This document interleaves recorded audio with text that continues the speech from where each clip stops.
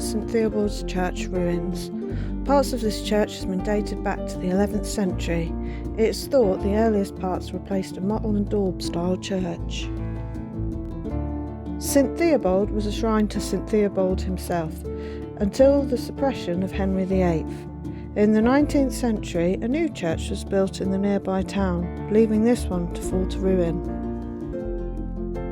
This is the grave of Matthew Swallows. His father was a big part in the Earl's pottery scene in the medieval times.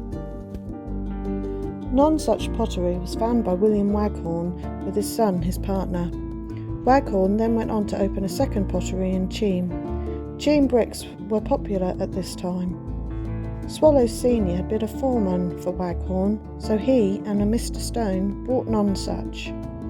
With this sale came many acres of land with stables and cottages.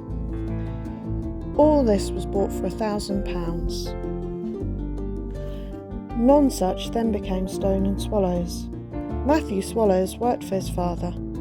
His father died on the 4th of June 1866, while Matthew died 21 days later. We could not find if the deaths were related. Matthew's widow and son, Matthew Jr., inherited half the assets, but sold them to Mr Stone, who then became the sole owner. Jane Waghorn, the wife of William, was caught up in a court case. She was accused of defamation by a Martha Pritchard, the spinster of Epsom. Jane was found guilty of this and ordered to pay £1 4 shillings and 2 pence in penance. She had to go to church, and in front of 5 witnesses who were Martha's friends, she had to state what she had done and apologise. This, of course, in those days was a big scandal and made many headlines.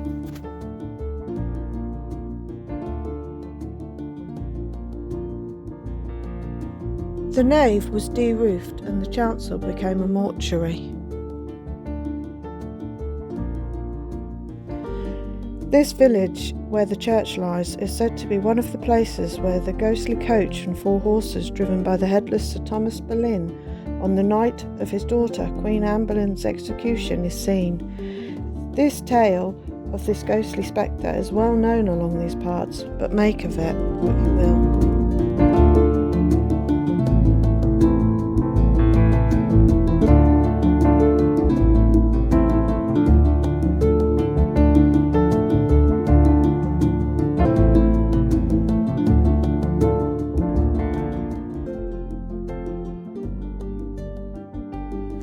There is a local legend attached to this area.